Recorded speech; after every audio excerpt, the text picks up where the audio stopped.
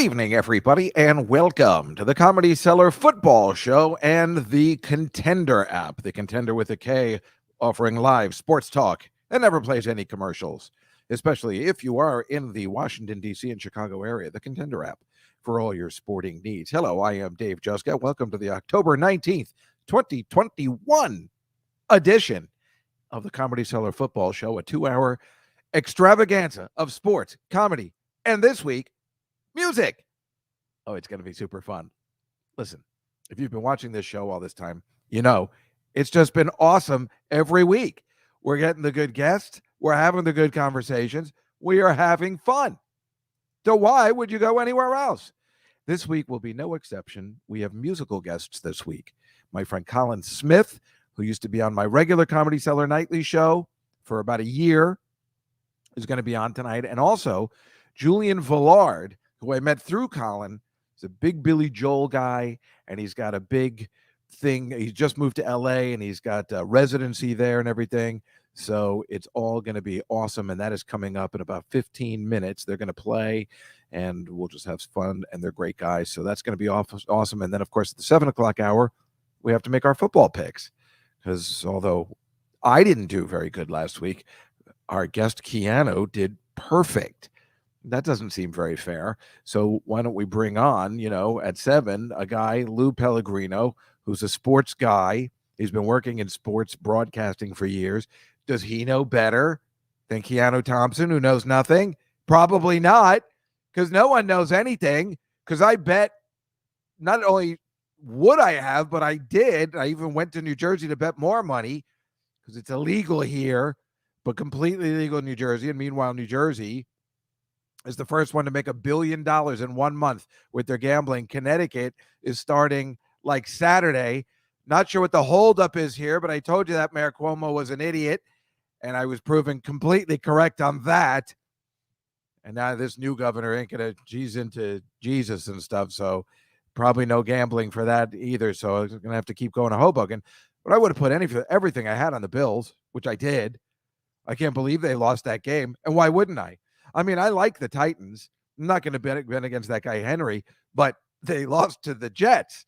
So I was feeling pretty good that the Bills were going to really give it to them, but good. But boy, that was not only didn't they cover the spread, they just lost. It was not good at all. So also, how about the Red Sox last night? Unbelievable. Another in a series of grand slams.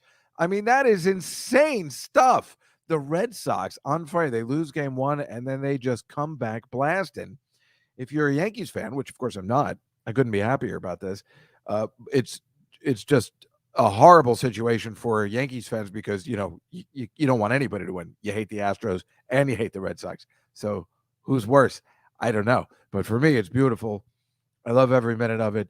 I mean, this is the 3rd grand slam they've hit during the ALCS. I mean, that's unprecedented, I think. I don't know. I mean, maybe it's happened before, but grand slams, they don't come by very often. Also, I think I did tell you last week when the Pittsburgh Steelers were playing the Seattle Seahawks this past Sunday, and the night game, I told you that the Seahawks were going to suck because Geno Smith sucks. And I was proven right. We did cover the spread.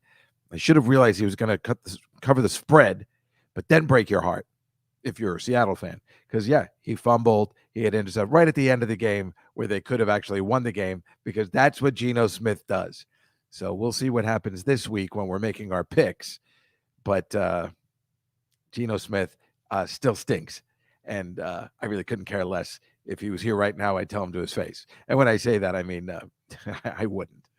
But, so we just heard from the chat room saying Red Sox have more Grand Slams in ALCS history than any other team. And, of course, their history is quite rich. Also, thank you, Mike. The Giants and Lions, this is kind of funny, right? Real horrible teams. Horrible teams. Giants, that was one of my favorite picks. The Rams against the Giants. I was at the game. I went to the tailgate.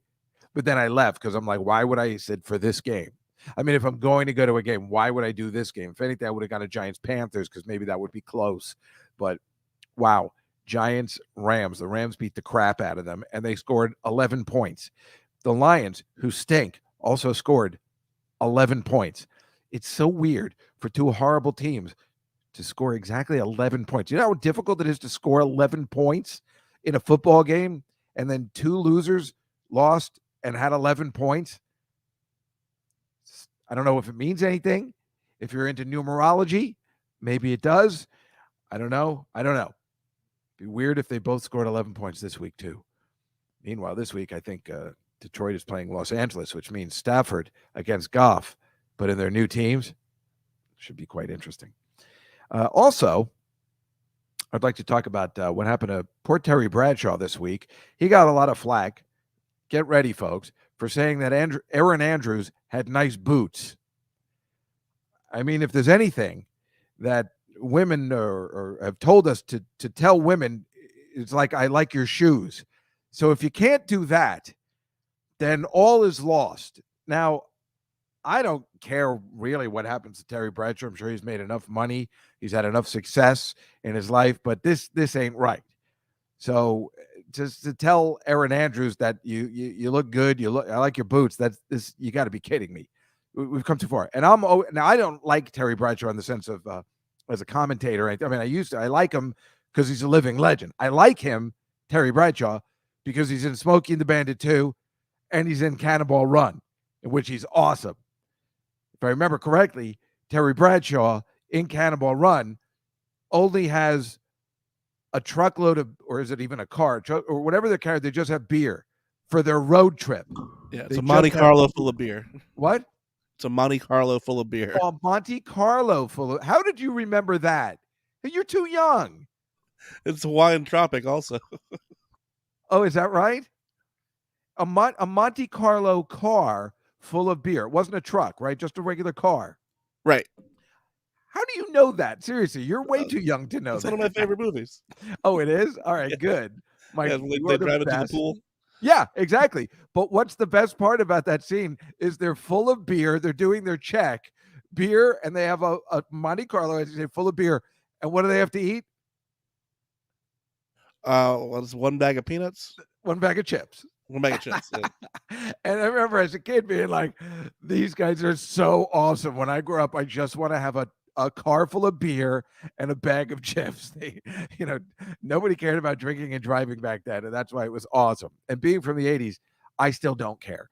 I'm still going to go Terry Bradshaw on your ass if I'm driving around and have the opportunity to. I cannot drive high. I will tell you that. At least I know that, so that's something. However, I'm never going to be mad at Terry Bradshaw thanks to Cannonball Run. And then Mike seems to get it. The guy's a living legend, let alone winning 4 Super Bowls, and he's cool.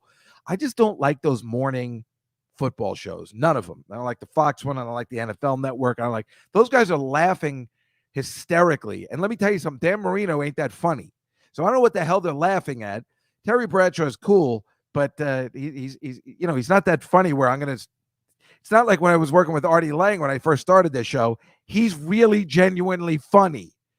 I'm going to laugh at that. But so these shows stink. So, whatever. But you can't get rid of Terry Bradshaw for this. If anything, and I think I can say this, Aaron Andrews is clearly the problem because this is the second incident where there's controversy about Aaron Andrews. Now, none of these are her fault, but maybe it's time for her to go. Can we say that?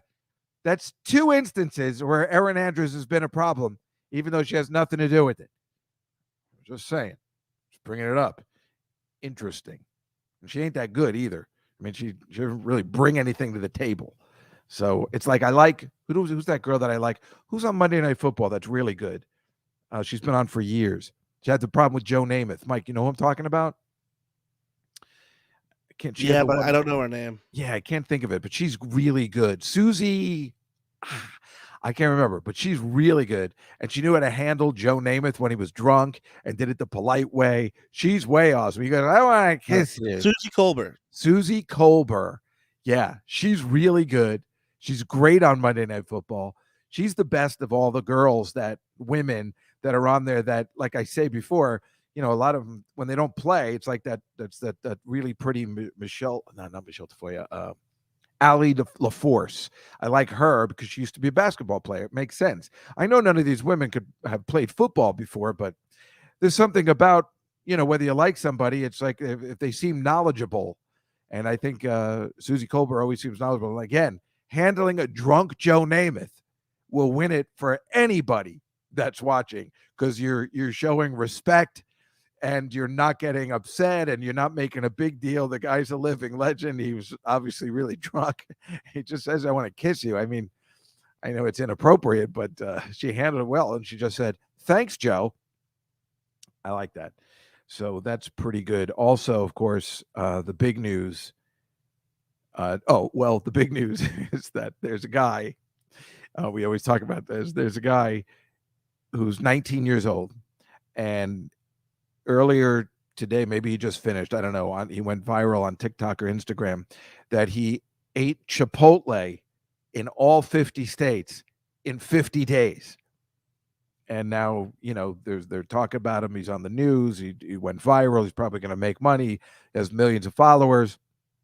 So is it indeed stupid to even think for a minute that I should be doing this with the McRib sandwich? Now, I know I've been talking about it for the past 3 weeks, but the McRib has never been nationwide. It's nationwide in November. So what if I did that in 30 days, all 50 states? Obviously, that I'm not going to be. How am I going to get to Hawaii? Well, I don't know, but it seems like a really good plan for this show. We would get ratings or whatever you call it, and we get viewers, and we probably make. And I can't imagine McDonald's wouldn't sponsor us after that, except for the fact of what I just said about Aaron Andrews. But other than that, all right, so there's some inappropriateness. But other than that, I'm going to be eating their stupid McRib sandwich. Well, I probably shouldn't call it stupid. But anyway, don't you think that's something I should do? It's the most obvious thing. Been talking about the McRib sandwich for 3 weeks. It hasn't even come out yet. I think you'll have a stroke by Pennsylvania. So I know. I only have to eat one in each state. And if I haven't had a stroke yet, I think I'm good. I mean, after the show, I usually treat myself to something good. I might have White Castle this evening. I'm still okay for now. I don't know. But yeah, you're probably right. But still, and he had 2 friends come with him.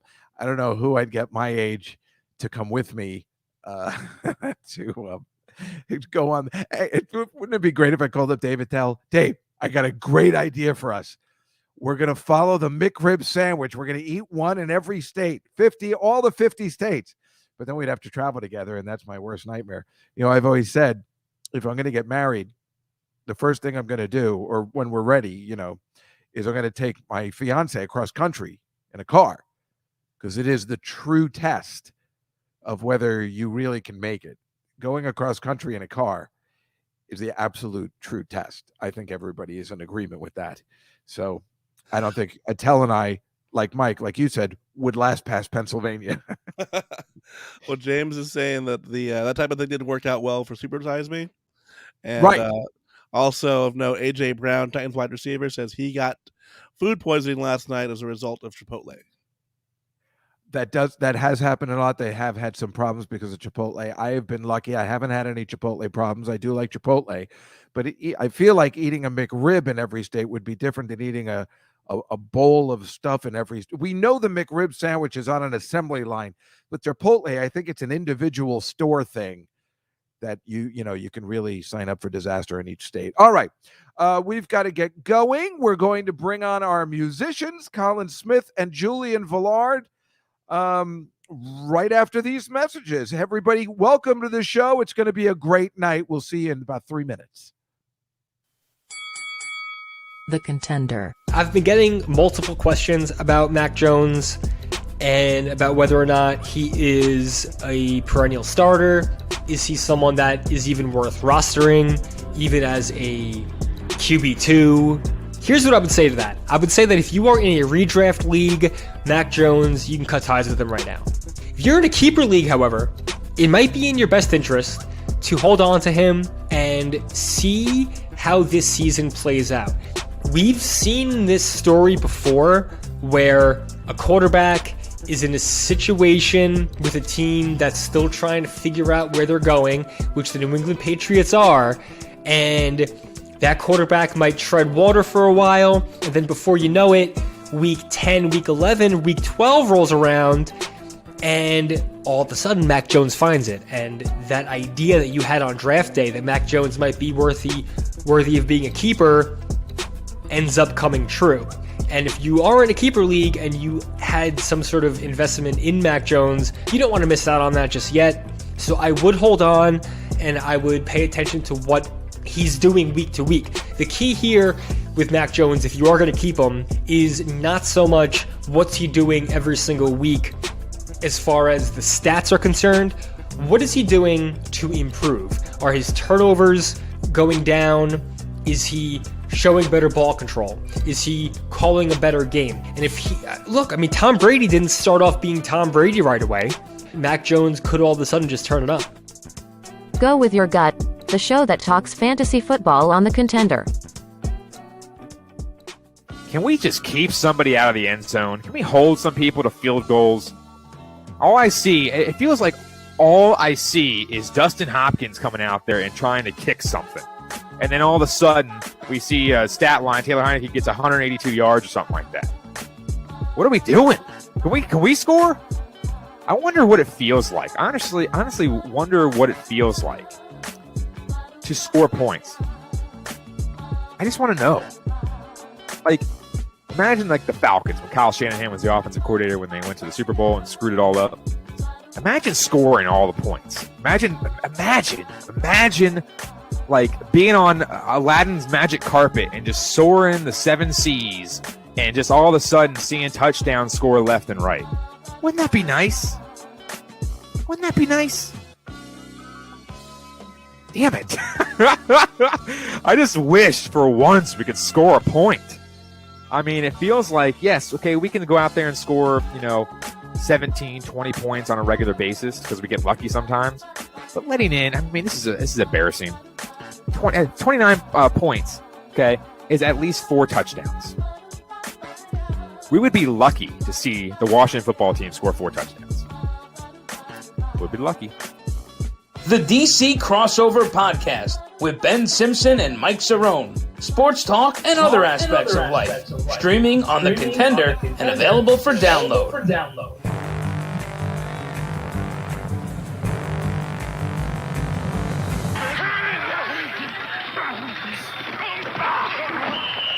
It's the Comedy Cellar Football Show with Dave Juskow on The Contender. Hello, everybody. Welcome back to the Comedy Cellar Football Show and The Contender with a K, which you can download and get a live sports talk and no commercials. Well, all right. Yes. And James was very helpful in everything I needed to know about Susie Colbert and the Jets. Yeah. Thanks, Joe. I'm sorry. I just realized that was the thing. Anyway, while it's playing, I'm always like, oh, I don't want to mention that. I want to mention that. And then I forget as soon as I come on. So why don't we just go right to our guests this evening, one at a time. He is a musician and singer who can usually be found performing live at the Comedy Cellar on Monday nights, which I don't mind telling you is a jolly good time. He has 3 new singles he released this year, which you can purchase on iTunes, and he is a great friend. Please welcome Colin Smith, everybody. Hi, buddy. Nice to see you again. Colin. Very nice to see you. You're looking very handsome as usual. Oh, well, I think you're too kind, but I'll take it. And now our other friend, thanks to Colin, I was able to realize how awesome our next guest is. He is now an LA transplant via Crooklyn. They still calling it that? Who has a new monthly residency at the Hotel Cafe in Los Angeles. His latest album was released this year entitled Play Piano Man. Please welcome Julian Vallard, everybody. Yay. Hello. I can't hear a word he's saying. We need I'll go to Cam Mike and select your mic, Julian. Go to Cam Mike. And it's funny because Julian has the greatest setup that anyone's ever had for this kind of thing. Look at that lighting. Yeah, okay. So under Cam Mike setup, you see that, right, buddy? Okay. He's telling me to just stop. You know what? Why don't you just stop with the arrogant face while you have no fucking sound? If you are listening on the Contender app, then yes, Julian's having some audio problems, but we can see him. And I will just tell you, Can you guys there hear me we now? go. Yes, we can hear you now. Yeah. First of all, I was going to say, David, you are being too kind to Colin because you should not say these things about him because he's not a nice person. But he brought us together. But he did bring us together. So he's done. Everybody, look, a broken clock is right twice a day, right? Is it the saying? Wow. Every now and then, Colin does a nice thing. No, I love Colin Smith, and he does look very handsome with his glasses on. But it's mainly because he can't see. Know. That's why he's wearing them. Yeah, and he's wearing a hat, and he's not even bald. It's a completely unacceptable. I'm doing the same thing. It's a but just. But you have hair too. You're not bald, right? Yeah, but I let some guy in St. Louis. When I wear my hat, I just look. I mean, I am bald, but I mean, I look extra bald with my hat. I don't look good in a baseball hat anymore. Now that I've cut my hair in the back, at least. It's the baldness is coming for all of us, David. So it's I don't think it's coming for Colin. He's just like, no, it's not. Yeah, I think Julian knows more. Julian, say nothing. I'm not saying anything. I'm just my incredible Jewish genetics is smiling and enjoying itself right now. Thank you for having me on this lovely show.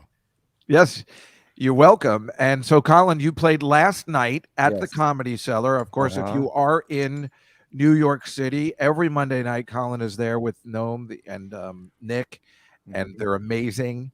And they're really good. And really fun these days, yeah. It's quite it's bloomed into this.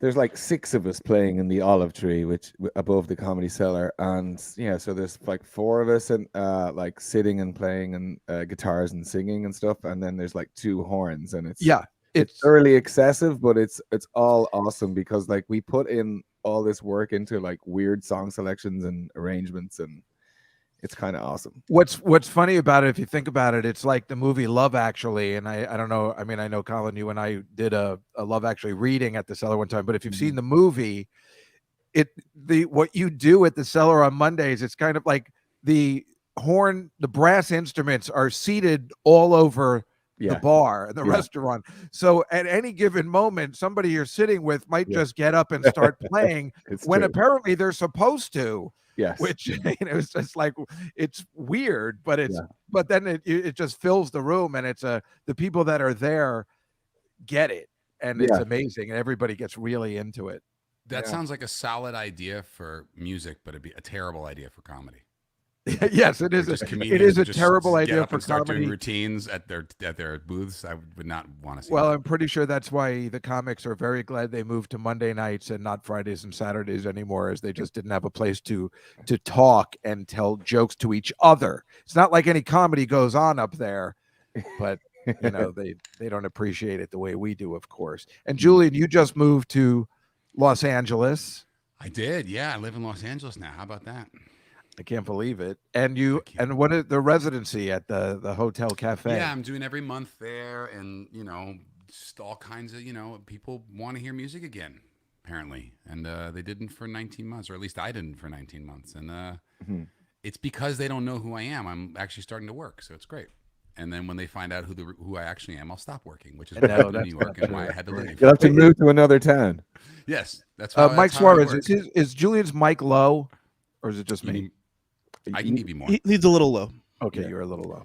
There's a lot of complaining going on here. Well, it's the funny thing about Julian, as you'll see, I get you are in the regular location. Oh no, you moved to L.A. Yeah. Do you still have your setup? Oh yeah. No, it's all here. Is this better? A little hotter now? Is that yeah. Hold on. So hold Julian, on. if you're listening on the now, Contender app. There you go. This feels good. Okay, there you go. Now it's kind of obnoxious. Yes, exactly. Okay.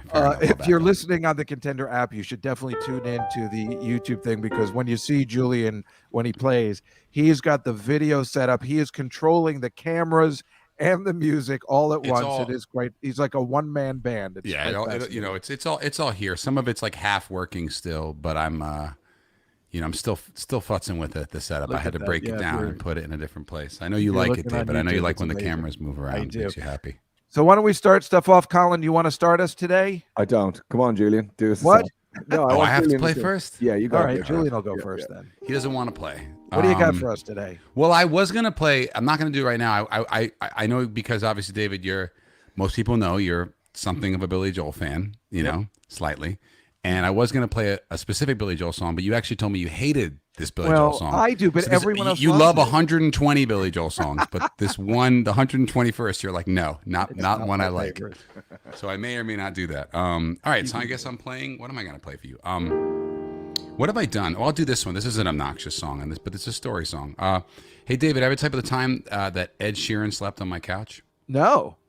Well, I'm going to tell you about it right now in a song called "The Night Ed Sheeran Slept on My Couch." Awesome. Levels are okay. Am I loud enough? Yeah, you sound Everything's good. nice? You sound good. Okay. I mean, you Thank sound you, shit, but like we can hear it. Right.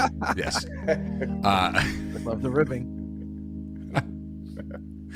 I look around and see that nothing has changed. Maybe I'll get the furniture rearranged. Flipping through channels on daytime TV.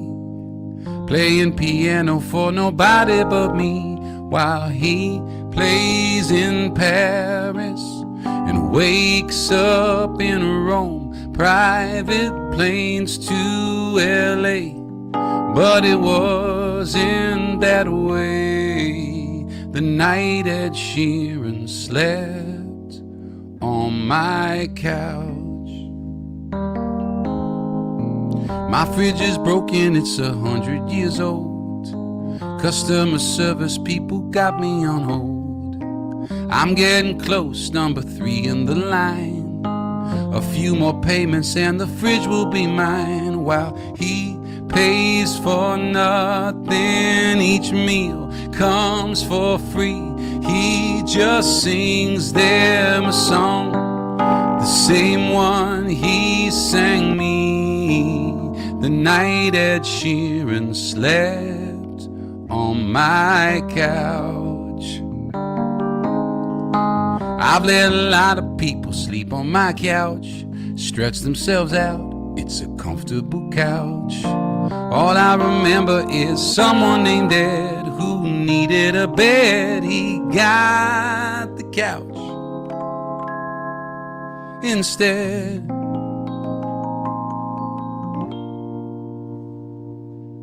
That time in my life, it's over and done. Still I sit here and wonder, what if I'd been the one sleeping on sofas? Maybe then I would see what's special about him and why it's not me living life in the moment, free from regret.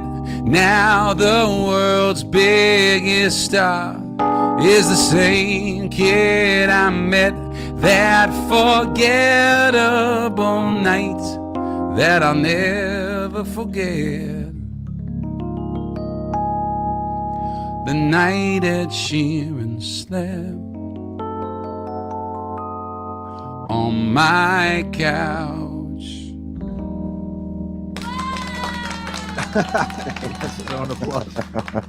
Colin doesn't like that song. He says it's a bit whingy, and he told me that when I first played it for him, and I was like, you don't know what you're talking about. And I now actually agree with Colin. It is a bit whingy.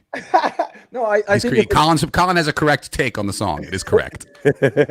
Yeah, no, I like the song. I mean, you're a great songwriter, but yeah, in terms of a take, yeah, it's like, yeah, if you have to have a take. If I was like, I was like, you need a take on this, you would say, you're very talented. I enjoy your dulcet tones and your creative ideas, but the song's a bit whingy. Yeah, exactly. You know, I like the keyboard sound. The old fashioned. Like, just because it sounds like James, that's why you like it. Oh, you're probably right. Exactly. It's a little Billy Sounds Joel like James.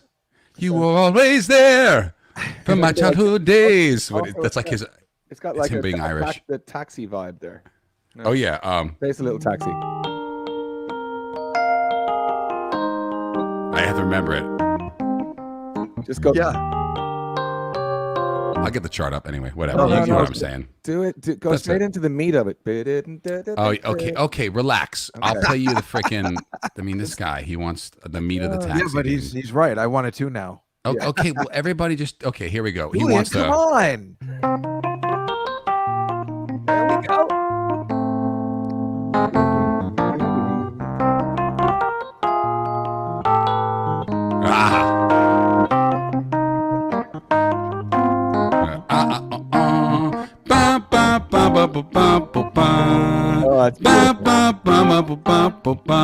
Ba-ba-da, bum, bum, bum, ba, da, da, da, da, da, da, Something like that. Good night, Mr. Walters. Is that one? Julian, I gotta tell you, that's unbelievable.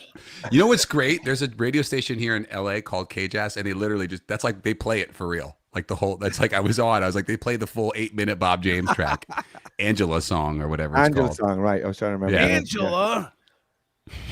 Yeah, but that's how you got it. It's Tony Danza screaming Of course. in the of course in it the is. depot. All right, Colin, are you ready? Oh shit! You I thought really we don't were want to gonna talk play? more. Oh, I'm not in the mood, but like, what do you want me to play? I know why I'm He has here. no excuse because I had a 3-set gig last night too, and I sound like trash. So No. if I can do it, you Play you a can do Beatles it. song. My Beatles. I have Yeah, a no one Beatles wants- song? Yeah, you know any Beatles tunes? Yeah, I know one. I want like angry John Lennon though. I want angry John Working Lennon. class hero is something to be. No,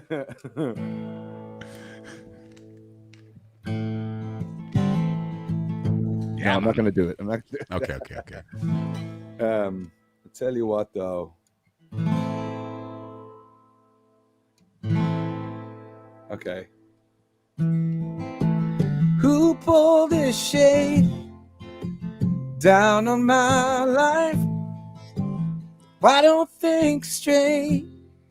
Don't mean it's a lie. If I had my way, we'd be sleeping now. How much more do we need to talk before the last hope gets up and walks? If I had my way, I'd be dreaming now. Honey, the sleeping dogs, just let them lie, 'cause you don't know where they've been last night. Why would you wanna cry and ruin those eyes? Is it something you were born for? You're a part in any storm.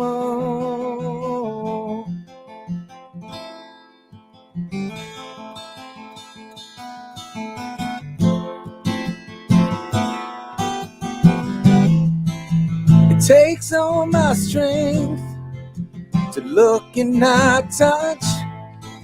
When 1 or 2 words are 10 words too much.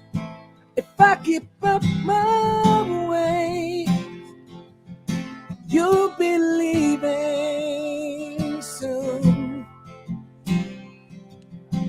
Honey, the sleeping dogs, just let them lie, 'cause you don't know where they've been last night. Why would you wanna cry and ruin those eyes?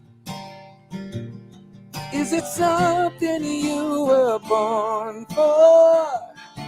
You're a part in any storm. Was it something to get on for?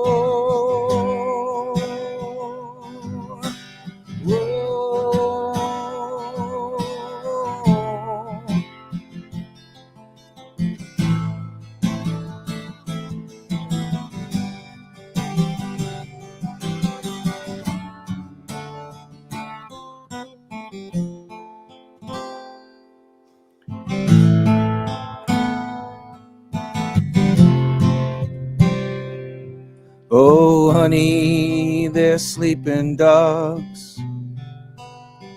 Just let them lie, 'cause you don't know where they've been last night. Why would you wanna cry and ruin those eyes? Was it something you were born for?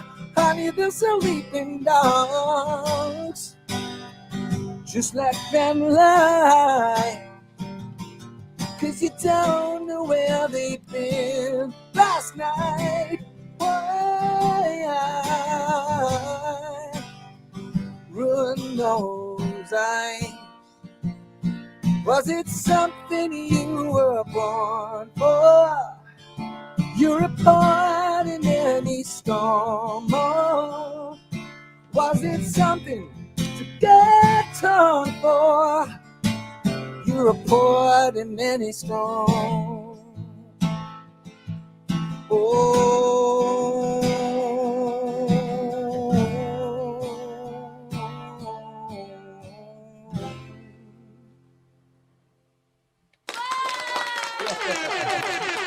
Thank you, Julian. Awesome. Good work, Colin. Thanks, bud. What is that? That's not an original, is it? It is, yes. It's Oh, an it old. is? It's an old Mr. North song. My old band. Oh, I wrote it 20 years ago. Yeah, 20 years ago. Yeah. Oh, my goodness. Well, it still holds up. All right, gentlemen. This is the point of the show where we have to make a couple of picks. It's only some football stuff because it is a sports show. Right. So I pick John Gruden No. to be head. Okay, sorry. No, it has to be like about a game. Sorry. Okay, my bad. I am sharing my screen, and I made this specifically for Colin. Okay. So I was really upset. That's when you told me you couldn't make it. Yes. Colin, see? Amazing. I There we went go. Premier League today. And Yeah. so this is what we do every week. We always have it's called the Celebrity Five, Okay. where usually we would have the NFL teams, but I mixed them up Okay. for Colin and Julian today. We're going to start with the Premier League that's happening this Saturday. Chelsea, what is that? Chelsea Norwich. Chelsea and Norwich City. Yeah, Norwich. Norwich, City. home of Alan Partridge. Yeah, exactly. Yes, it is. Right. That's, The pride of Norfolk. wait, who am I? Who's Alan Part? Steve Coogan. The Trip. Who? What is it? Exactly. Steve Coogan is his Steve actor. Coogan. Steve. Right. Yes. So Norwich City was favored by, or they were underdogs by Chelsea's favored by $2,000. Like if you put $100 in, you can win $2,000 if you bet on Norwich City. But we're going to do it by spreads. So Chelsea's favored by 2 goals. Colin, who do you like against the spread? Yeah, I think that's about right, Chelsea. You think Chelsea will win by at least 2 or 3 to win, 2 to push? Yeah, I think 2. No, not 2. I think they'll win by 2. I think winning by 2 is right. And this one is a Crystal Palace, and I put that up because my cousin owns Crystal Palace as long as with the New Jersey Devils, and he's going to be on this show soon, so I have to put that up. Crystal Palace. David, you need to get a gig in the Newcastle. organization. Come on. Newcastle United, is that what it is? Yes. And Crystal Palace is apparently supposed to kill them by 3 goals. Yeah, I mean they definitely could, but Newcastle have just been bought by they've been bought by Saudi Arabia, not by a sheikh in Saudi Arabia, by the country. Newcastle have been bought by Saudi Arabia. The official government investment fund basically have bought the football team. So they're about to be monstrous. It's kind of the same thing that happened to Chelsea and Manchester City. They were like okay teams, and then they were bought by like just endless pots of money, and now they're like the Yankees, all of them. Oh, is that what happened? Yeah. So the same thing's about to happen to Newcastle. Obviously, they're not that good now. But I don't think Crystal Palace are going to take them by 3. Aaron H is saying, didn't the deal get declined? No, it didn't. He was the guy I guess the guy in charge of the investment was already at the there was a lot of they were contesting it a lot, but he was already at this past weekend's game with his daughters. I saw a very funny meme where there was a picture of him sitting in the stands with his Newcastle scarf on, and his daughter was to the right, and the daughter was looking at him with kind of a bemused face, and she was saying, she's like, "Daddy, I'm bored. Can't we go to a stoning?" So you think Newcastle's going to keep it close? Yes, I do. All right. And finally, this is Manchester United against Liverpool. Yeah. Just favored by 1 goal. It's the closest match of each. What do you think? Man United are my team, but they've just really been sucking. And I think Liverpool are going to maul us. An upset action. It's not an upset. They're going to maul us. Oh. Yeah. All right. How come Manchester's your team? What is I've just been a fan since I was a child. I picked them because I don't know. It's just typical me. There was a story. I found out there was in 1958, the Manchester United team flying back from a European championship game crashed. It's called the Munich air disaster, and like 10 of them died. And so I felt this great affection for this tragic team. So that was it. I was in. All you have to do is tell me a sad story. I feel about the Mets without the airline crash.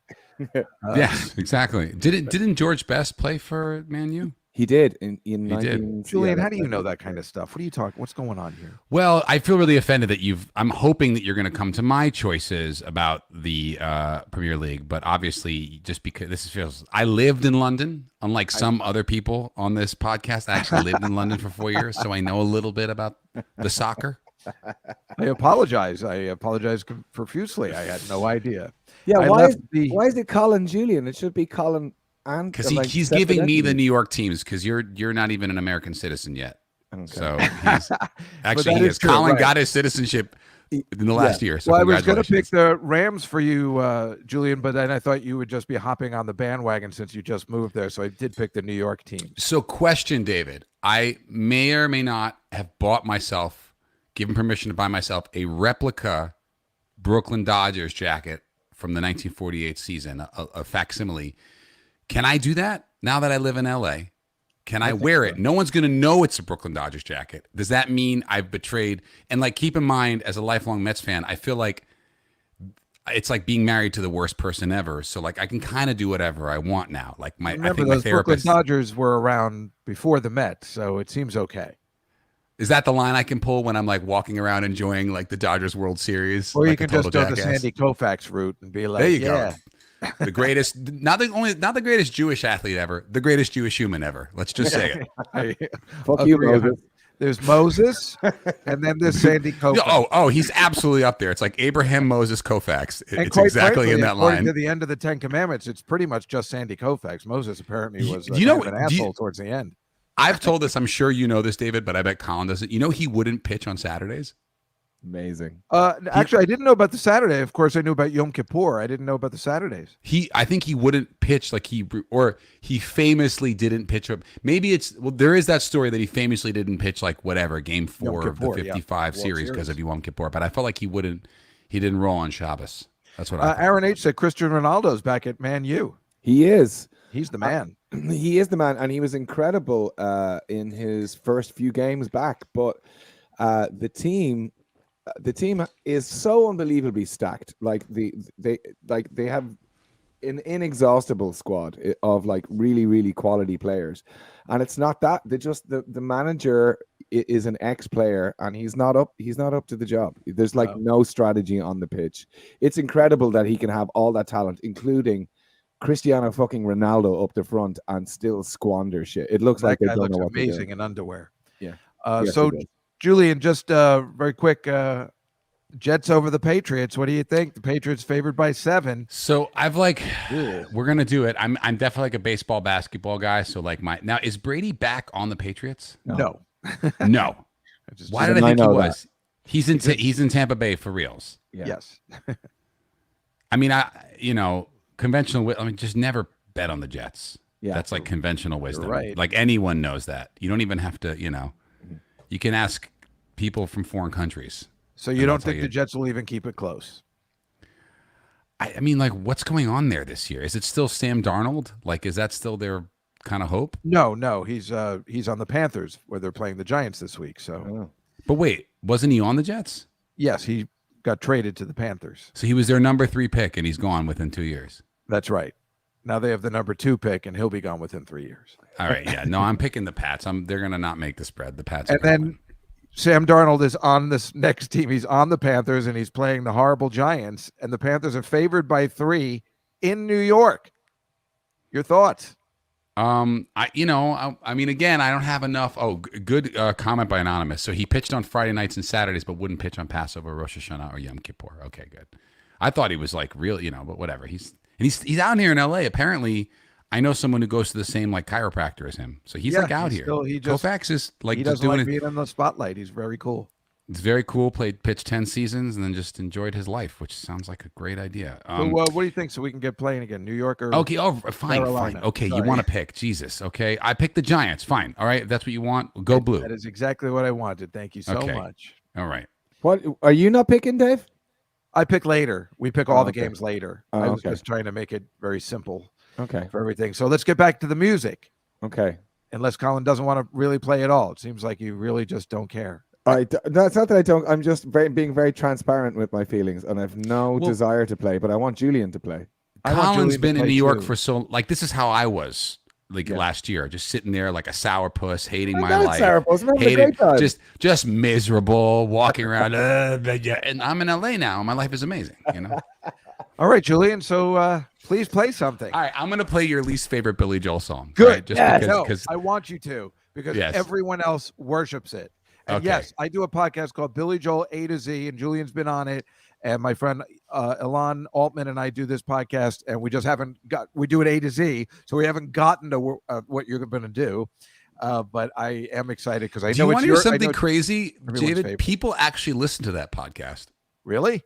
I mean, seriously, independent humans who have nothing to do with me have been like, "There's this Billy Joel podcast that I listen to." I'm not even kidding you. Terrific. Like, well, actually, you have real listeners. I was like, "Really?" I know. I've had a regular podcast for 7 years called The Night Fly, and we started this in April, and we have more listeners than I have from the 7-year podcast. Listen, it's very embarrassing, but who cares? Billy Joel. Okay, Billy Joel. Yes, here we go. Billy Joel. That. I'm just saying, Billy Joel's the man. He is the man. He is. We like him. There's you could. Colin should be in a Billy Joel cover band. He'd have a much better career. You can literally make $500,000 a year in a Billy Joel cover band. You don't even have to be good in New York City. That's how much Billy Joel demand there is. I should know. You need to be in A Matter of Trust. That's the name of the band. Is it? I thought it was Big Shot. I thought that was the one. There's so many of them. What about all the just one named where, after Billy Joel songs? John Benjamin from Bob's Burgers. He was in a Billy Joel cover band where they only played Captain Jack. They played it 7 times. Amazing. What a song! Incredible. You know the whole thing is that his band is basically it's like he pulled a reverse rock star. He did the reverse Wahlberg, where instead of rehiring the lead singer who sounds like the old singer, he just brought in a Billy Joel cover band that's now his band. I saw all that. Those guys who play who you played in Moving Out were in like these Billy Joel cover bands, and that guy Mike Del Giudice sings Billy Joel songs better than Billy Joel. He's fucking amazing, and Billy Joel knows it too, which is hilarious. You got to love this guy. He's got a great sense of humor. But we got to go soon. So okay. Jesus Christ, we're on a time schedule. So pushy. Sorry. Anyway, listen, I was trying to plug your podcast, and you're already it. jumping down my throat. Okay, here we go. Your least favorite Billy Joel song, just for you. That's a great piano sound, man. Oh yeah, we spare no expense for Just Go. It's really good. But let me make sure I get the lyrics right, though. Here we go. Where's the orchestra? Wasn't this supposed to be a musical? Here I am in the balcony. How the hell could I have missed the overture? I like the scenery, even though I have absolutely no idea at all what is being said despite the dialogue. There's the leading man, the movie star who never faced an audience. Where's the orchestra? After all This is my big night on the town, my introduction to the theater crowd. I assumed that the show would have a song, so I was wrong. At least I understand all the innuendo and the irony, and I appreciate the roles the actors played, the point the author made, and after the closing lines, and after the curtain calls, the curtain falls on empty chairs. Where's the orchestra? Ba-da-da-da-da-da-da-da-da.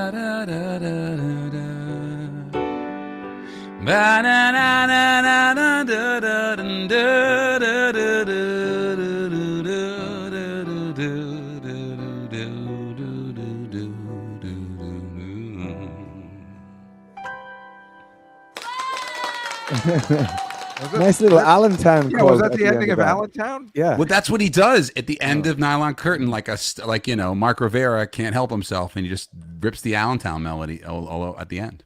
That's very cool. This is the last cut off line. Heard that song in a long time, but actually, I really liked it. I didn't. It's an incredible song. It's about manic depression. It's amazing. Well, I obviously like. That's why we like Billy. He does songs about loneliness and manic depression. And he backed it up. He tried to drink Drano at age 19. He's like, he's the real deal. Wow. Wow. Are there any Billy Joel documentaries?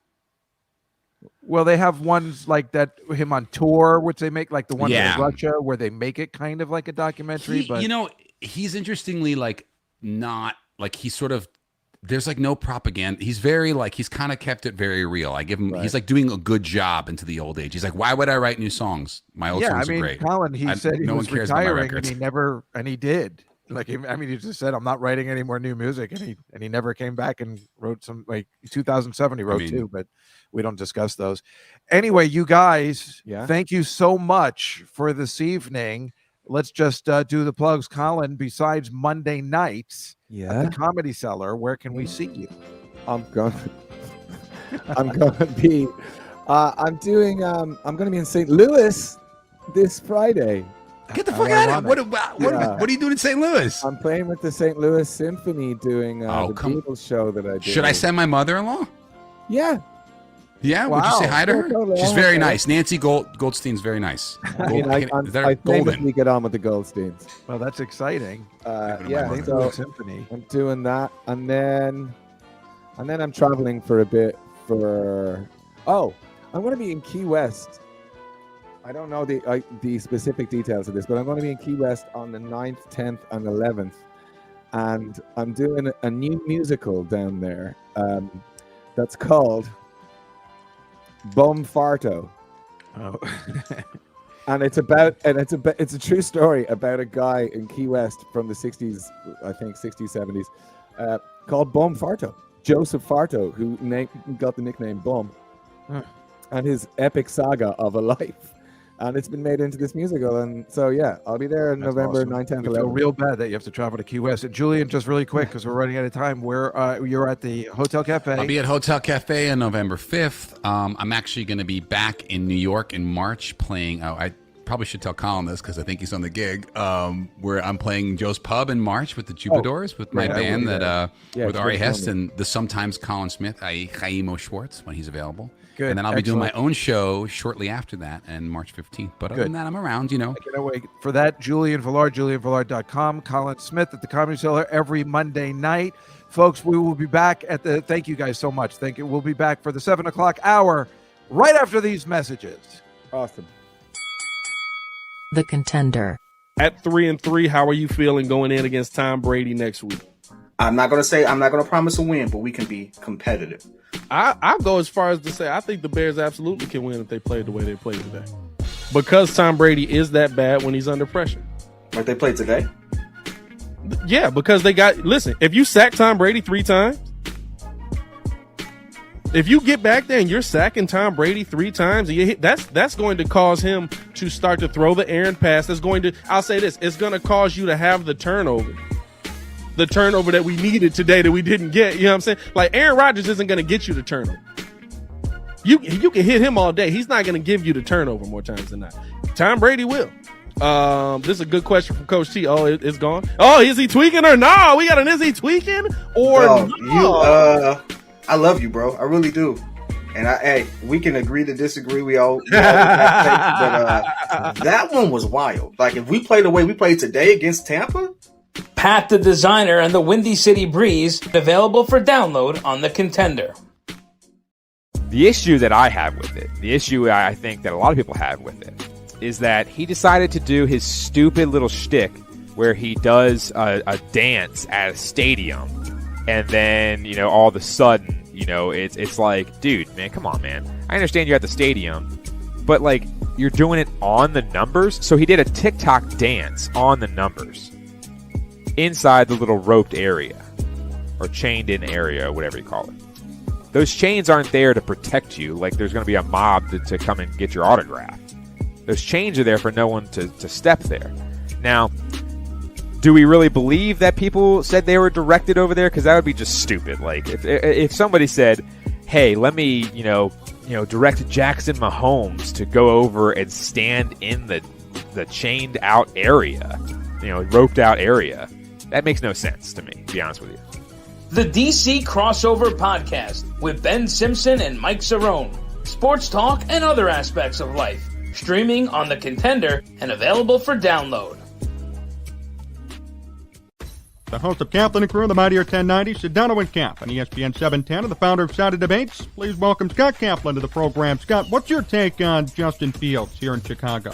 I like Justin Fields, and I wish that the Bears would not have been so publicly committed to Andy Dalton.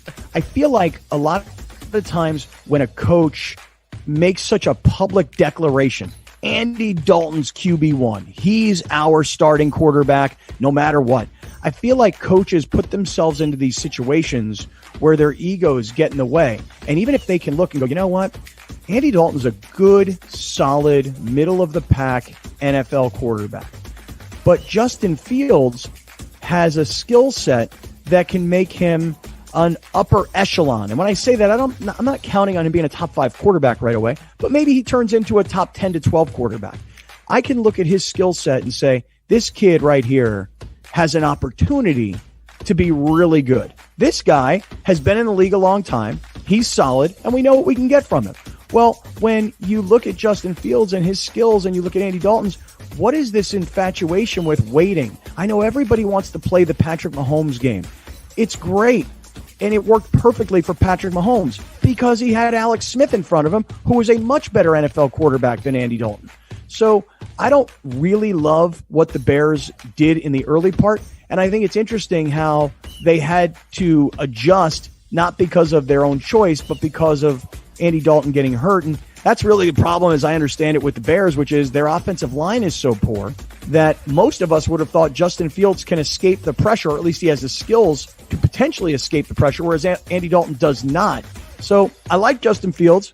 I don't love what the Bears coaching staff has done, but I also feel like NFL coaches look at their own longevity and they think to themselves, well, we signed Andy Dalton to a 1-year deal. We plan on using him. I'm safe for the year because everybody in the organization knows it's just a Band-Aid. And then I'll be the coach next year when we start with Justin Fields. Sports Talk Chicago.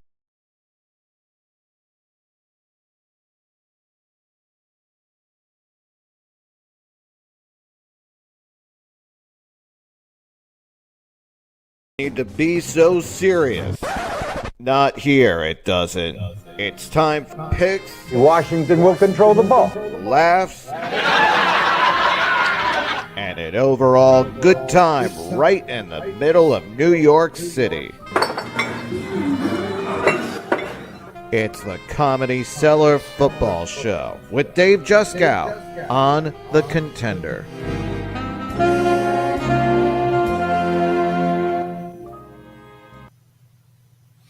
Hi, everybody, and welcome back to the Comedy Cellar Football Show and the Contender app, the Contender with a K, which you can download the app and then get free live sports talk and no commercials. And again, if you are in the Washington, D.C. or Chicago area, they cater to those unfortunately losing NFL teams this particular week. But who knows what can happen? I mean, look, New York's not doing any better. We are here live in New York City. And boy, I got to say, I mean, for me, doing this show, I love that kind of stuff. I love the music. I like the laughs. I enjoy mixing it up. A lot of people don't seem to care. They either want the sports, they either want the comedy. I like the mix of it all. I like going back to the old school where, you learn how to do everything. You dance, you sing, you do it all. That's what makes the show fun for me. And those guys, Colin Smith and Julian Vallard, are really terrific. And I'm telling you, if you were watching on YouTube today, well, we were just doing it, Julian's setup is unbelievable, right? I mean, he's playing, he's singing, he's got the video thing going too. He's got like a foot pedal, which he controls the cameras. It's quite fast. It reminds me of like a Bob Dylan playing like a drum, a big drum with knee cymbals and everything, those, or Dick Van Dyke and Mary Poppins when he's look, a man band. That's my Michael Caine, but you know what I'm trying to say. Anyway, when Colin was mentioning the Saudi Arabia thing, I was thinking today they were just talking about Saudi Arabia is planning a big oil-themed extreme park. And did you hear what I said? An oil-themed extreme park. I would say I can't wait not to go there, but I'm pretty sure it'll be restricted. So I'm positive Jews aren't invited. And yeah, Marcy, you really messed up because Julian just played Where's the Orchestra? Yes, because Marcy is, we found her through our Billy Joel podcast, and I do Billy Joel, A to Z. If you like Billy Joel, and it's so funny because my next guest hates Billy Joel. We'll get to that in a second. Let's take a look at the stats from last week. Mike, do you want to put on Keanu's first? Because she got them all right. That's impossible. She doesn't know anything about football. She got everything right. The Ravens crushing the Chargers. The Cardinals crushing the Browns. The Raiders crushing the Broncos. The Cowboys somehow getting that spread together with the last second touchdown in overtime. And, she didn't get the Bills right. Oh, thank God. All right. No, I put that in yesterday. Oh, good. That makes me feel better because that ain't right. Oh, I put it in a day before because I was so positive the Bills were going to win. Oh, Mike, that makes me feel so much better. It's not right for her to go 5-0. All right. And let's put up the ones that we did. Greg Fitzsimmons did great. I did let him know. I changed this one. I had us all winning the Bills, and then this morning I changed. This is the one I was worried about. And I sent him that he went 10-4. I did horrible. I did better than the audience. Thank you. But still 7-7. Uncool. And now the comedians have taken over my top spot, going 51. And Mike Suarez still behind, but he did better than me this week. Everything we did, Mike and I were just talking about this before. Everyone we went together, the Bucks, the Chargers, and the Bills, we all lost. Where we were all on board for that. And damn, I was expecting to do really good. Now I got to figure it out. See, that's what a degenerate gambler says. Like, see, now I know how it works. You can't trust anybody. I really thought I was going to do much better. I'm very upset with my picks, but that can all be remedied today as we bring up our next 7:00 guest. He's a great guy. We've just become friends. He's so awesome, except for his deep hatred of Billy Joel. He's the senior producer for the Cumulus Podcast Network and works on Just Getting Started, the podcast with Rich Eisen. But he may be best known for executive producing every Insomniac's favorite sports broadcaster, Scott Farrell from the bench, as he was known to listeners as Sweet Lou Pellagrino. Let's bring him in. Sweet Lou Pellagrino, everybody. What's up? How are you, Dave? Nice to see you. Hello. How's everything? Talking from your beachfront property. Yes. Yes. I have so many questions about where you are. I see the golden tee. I see Miss Pac-Man or Pac-Man. Where are you? Gallagher machine combination. Where are Gallagher? Oh, Gallagher. I'm in my apartment in New York City. You have video games in your apartment. And It's how have I? fascinating. Everybody is so fascinated by it. It's so, I guess, because I guess you picture a New York apartment being very tiny. Mine is very big because I got it in the 90s when I got the last of the good apartments. The last of the good apartments. And I have to say that blazer is pretty sweet. I think I actually have one that looks just like that hanging in my closet. I almost ran to get it so we would be wearing the same blazer. Oh, that would be fun. This is my it's my Howard Cosell blazer. Got it. And is that a Napster t-shirt you're wearing? No, it's actually okay. It's Harry Potter. Oh. When you see never heard of it. The show, you get a shirt saying Happy Baltimore Day. I don't want to when you see the Broadway play. I don't want to give anything away, but if they're saying Happy Baltimore Day, spoiler alert, possibly. And the funny thing is, you and I think so alike. When you were talking about Bob Dylan playing the drum with his foot and the cymbal, I'm thinking, or like Dick Van Dyke and Mary Poppins, and you came right out and said it. So I actually, I know it's funny. We're born 2 days apart, so it's just like that mind meld happened. That's right. A day apart. Excuse me, a day apart. 1 day apart, and we've becoming friends, and it's just so funny because I was friendly with your wife first, and then started to meet you, and it's just so funny because we realize we really love the same stuff. We're big Odd Couple fans, and obviously sports. We're Mets fans, thank God. It's difficult to find other Mets fans. I'm glad Julian was. And who are you looking at? Your dogs or your wife? No, actually, because I'm looking at the Braves-Dodgers game because I have the Braves team total over 3 and they have 4 runs. So, woo! They have 4 runs already. I took the Dodgers over. I took the Dodgers at 3.5 or 4. Okay, so I figured sooner or later they were going to have to score. I wouldn't have thought the Braves were going to do so well again. It's 4-2. Braves are threatening again. Oh, it's first 4-2. And second, no. Yes, Braves have first and second, nobody out. And Walker Buehler was getting squeezed earlier in the game. It looks like might be Jock Peterson. Yeah, Jock Peterson's up now again with a chance. What time did that game start? Oh, 5 5. Eastern. I was going to say. Okay, right. Yeah. Oh, so you're upset that we're doing a show during the game? Although it was funny, I was watching and listening the night that you had my friend through Instagram, Alex Sulkin, on the podcast, and I remember thinking you actually bothered him the day the Yankees and Red Sox played their 1-game playoff. We got off the air before they started. I know, but hey, listen, it's a mindset. You have to. It starts at noon. You get ready to. Game starts at 7, but all day is game day. Well, I wouldn't have talked to anybody. Obviously, I understand. I could never do this show on a Sunday at noon, knowing that the game's going up at 1. I'm a mess. I mean, I just keep going to Hobo. You know what? I can't take it anymore. I went to the tailgate this week, and I got pretty messed up. And I put too much money on the games, and I just can't. I got a problem. I can't enjoy it. I don't know what to do about it except not gamble, but that's ridiculous. Am I right? Wow. I want to come over and play Golden Tee now. Yeah, well, you should. Well, you got to come over here. I mean, you should, because I also have that game in the background, the Outrun machine, which is, going to be amazing when it gets going. Very cool. You had Rich Eisen had Josh Allen on before the game yesterday. Did you notice anything that was going to ruin my week starting on Monday with that stupid game? How do you lose to the Jets, but you beat the Bills in one season? It makes no sense. Makes absolutely no sense. This Buffalo team is supposed to be solid defensively, solid offensively. And look, I'm not taking anything away from Josh Allen, but 2 times at the goal line, he called his own number. I don't know if that's coming from the bench or if that's him saying, if I see something, I'm going to go for it. And twice he got stuffed by 3 guys. I think it might have been Brian Greasy doing the broadcast last night as far as an analyst goes. And he was like, man, did you see that? 3 Tennessee Titans were on top of him before you can even get to the outside. And if you're a coach, you're thinking, oh, God, please just don't get hurt. Yeah. And then I saw his foot go out from under. Yep. And then I saw his foot go out from under him on the game, the touchdown that would have given them the lead and the win. And all I kept thinking was, oh, my God, he didn't get it. Why? Look, I like the fact that the coach went for it.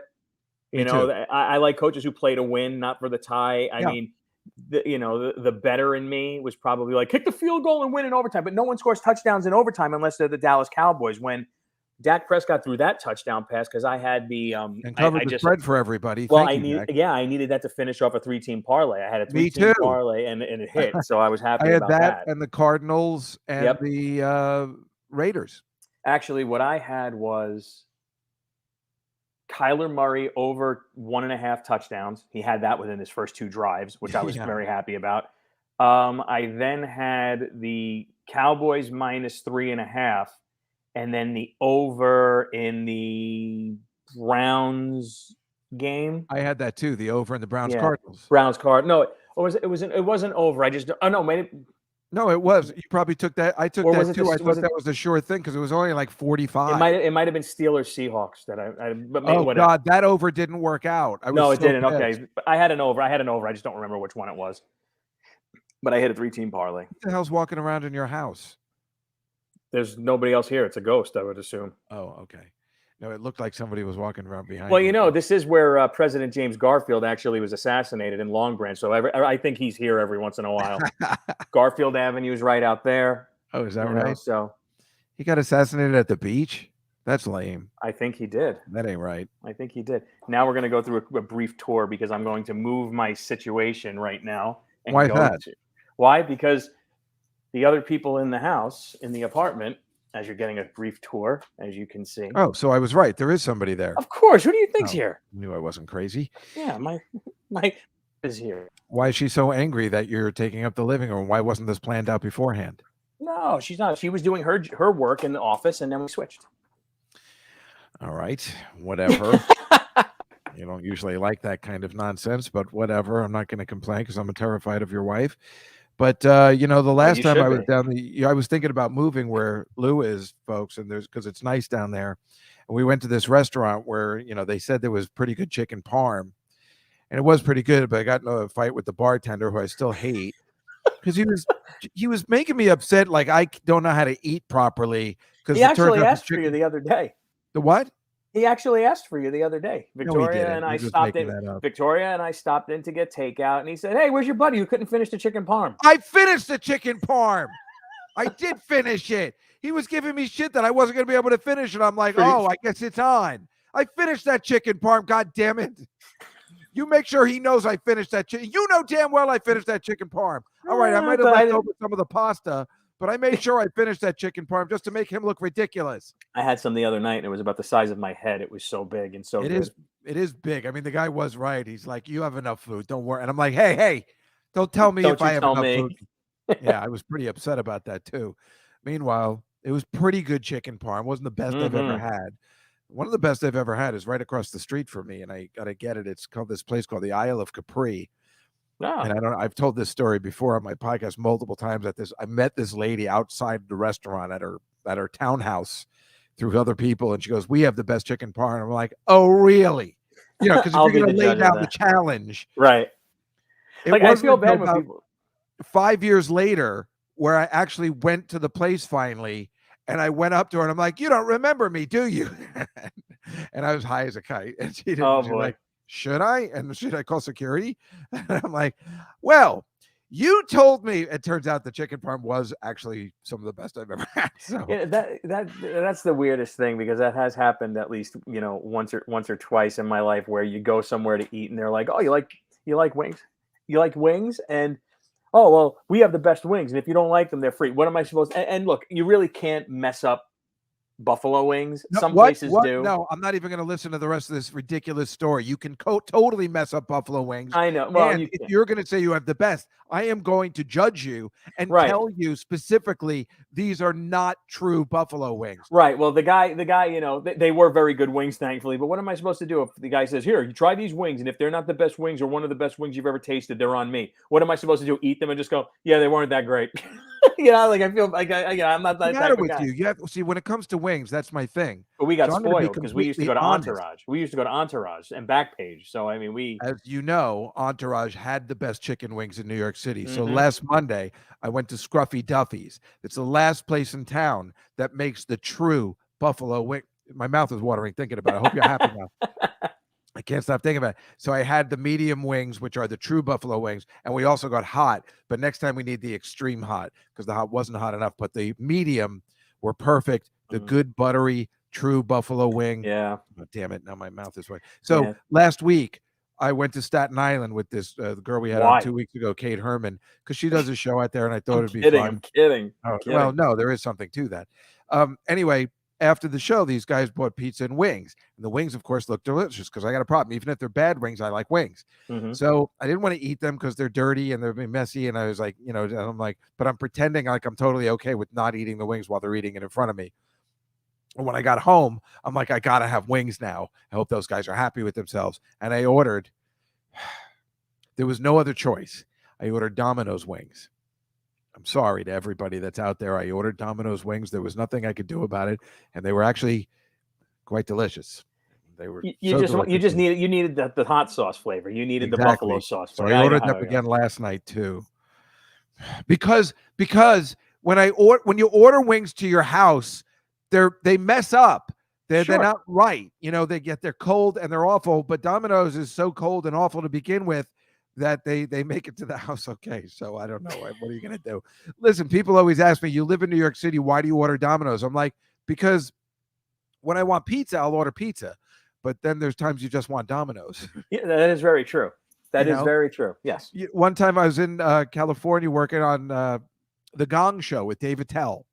Oh, we were working on the show. We were writing the show, and I was in the show as well. I used to come on at the end of every episode, and they always ran out of time for me, and that was the gag. But while we were there, so you were the original Matt Damon, essentially, with Jimmy Kimmel. Exactly. Wow, they stole that bit from you, huh? Yeah, they've stolen a lot of stuff from me. Anyway, damn Jimmy that's a Kimmel. whole another story. Hi, Jimmy. But so he goes, "Hey, we're going to order pizza for everybody," and the whole writing staff got really excited. And then all of a sudden, it's Domino's. That's how they order pizza in Los Angeles. It was like the saddest thing. Now, I like Domino's, but don't say you're ordering a bunch of pizzas and then it be Domino's. It's not. Right. It's not. It's like not this. right. It's like that episode of The Office. Where did you order from? Did you order from Alfredo's Pizza by Alfredo or Alfredo's Pizza Cafe? What does it matter? It matters. Exactly. And you and I know that very well. Yes. All right. Let's get to the picks, my friend.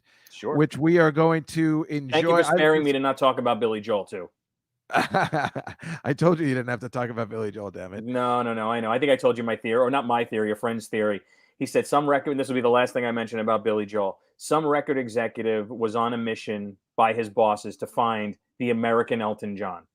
And they found Billy Joel, and that's the reason why Billy Joel exists. Because if Billy Joel was playing we don't need piano, you to diss Billy Joel on the show. If Billy It's Joel not was playing necessary. piano in Des All Moines, right, now Iowa, we're at gonna the make Marriott, he football wouldn't picks. have been the guy. Stop it.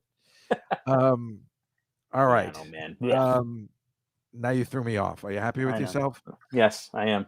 I knew you didn't like Billy Joel. I said it a bunch of times. There was no reason. See, Hey, don't ask me why. Marcy going. I mean, Mike, put that up on the screen so he knows. With what Marcy just put up. See how you're dissing a lot of the Billy Joel fans that are here. Sorry, you happy Marcy. with yourself? You happy with yourself, Lou? I am, and don't ask me why. Look, did you do that on purpose? Of course I did that on purpose, you dummy. All right, well, that's pretty funny. All right, damn it. He's redeemed himself. Damn it. Leave me alone. It's my life. See, he knows all the songs, so I'm not sure. All right. Let's get out of business. It's a very small week. I hate this time of the year when they're all Easy doing money. 5 weeks. It's easy money. Really? Now I'm just going to quote every you're Billy doing Joel Billy song. Joel again. Damn it, I fell for it too. I'm just going to quote. All right, I'm just going to quote every Billy Joel song.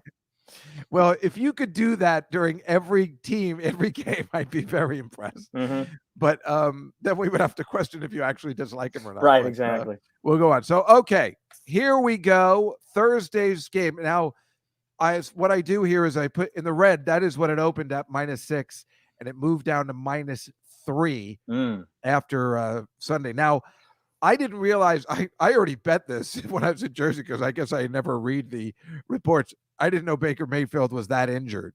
He's apparently very injured. Yeah. I didn't know that. The Broncos aren't playing very well, and the Browns got crushed by Arizona. But I love the Browns -3. He's definitely playing. I have no problem picking the Browns, but actually, Lou, I'll let you pick first. Maybe you'll change my mind. No, actually, I'm going to lean that way as well because, look, I understand they have injuries. I know one of their running backs, I believe it's Kareem Hunt, is out for a while now, but they do have, other parts that can really help this team. I think this is the week. It's home. They're home against a team that comes in that hasn't been playing really well. The Browns have to click sooner or later. I think this is the week they do it, so I'm going Browns in the -3. Mike, what do you think?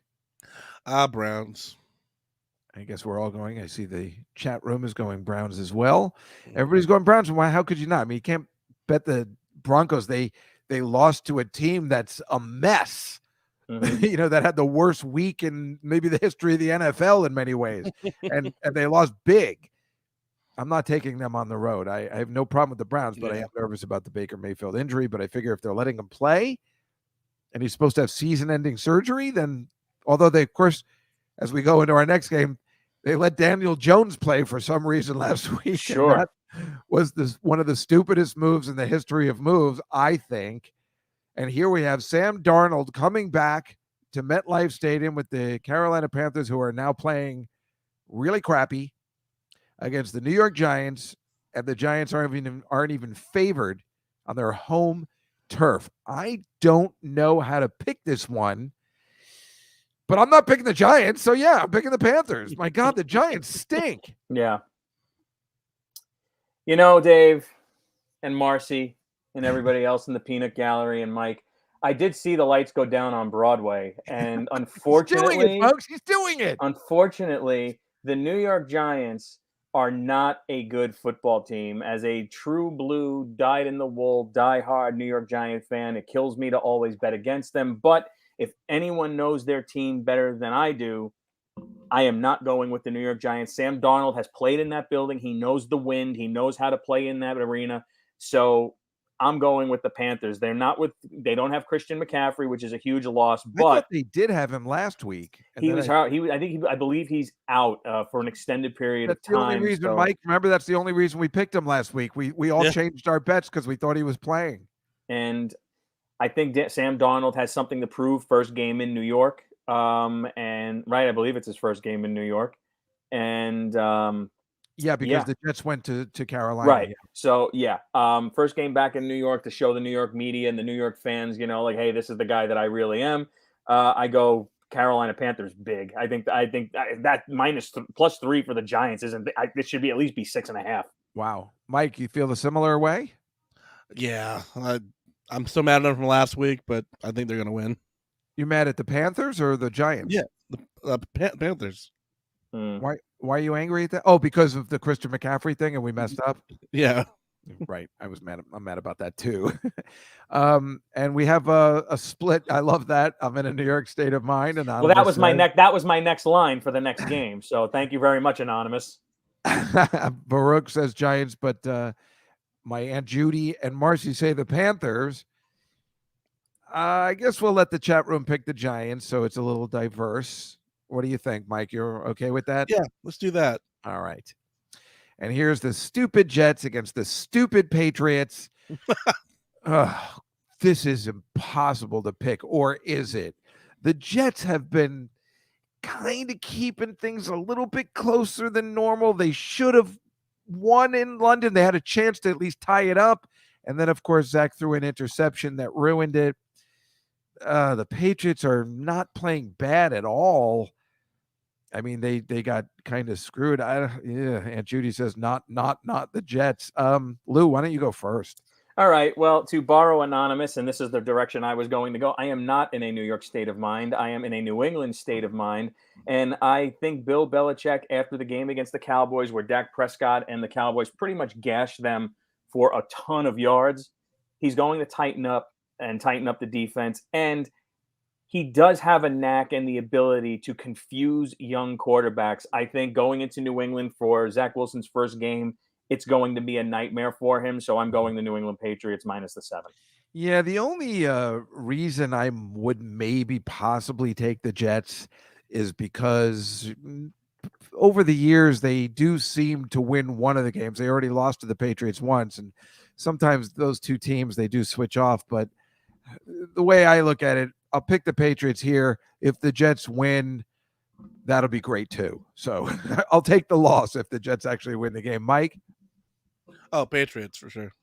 And it looks like everybody's taking the Pats in them because they're not idiots. They don't have the confliction that I have for the stupid Jets who, I don't know, maybe down the stretch they'll win a bunch of games and next year will be better. But all right, this is this has become a tough one after last night.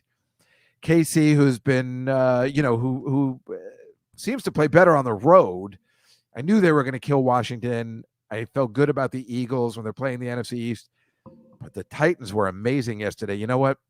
I'm going to take those points. That's what I'm taking, is the plus 5.5. Maybe Casey will win, but that Henry, is his name Mike Henry or what is it? Derrick Henry. Derrick Henry. He's good. Yeah. Damn. Mhm. Last night, I felt like an idiot betting against them. He was that good. Let's see. I'm thinking. It's tough.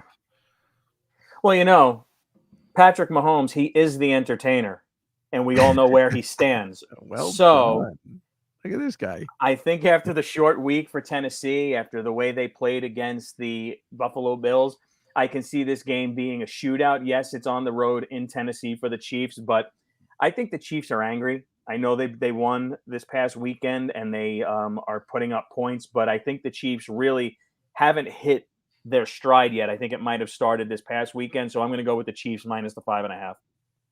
Interesting. Mike? I'm going to go Titans. Yeah, it's tough. Was the chat room all saying Titans? So far, yeah. Yep. Yeah, that's a tough one. That's your theories are really good, Lou, and it's hard to bet against Patrick Mahomes at all, but God, you're right. I know it's a short week, but damn, that it's hard to bet against the Titans, but maybe they got it together now. They were just bad at the beginning. I don't know. And Kansas City isn't the old Kansas City unless they're playing somebody who stinks. As if, let's go to our next game. Green Bay against a really, really all of a sudden very bad Washington team playing in Green Bay. It went from -7 to 9.5.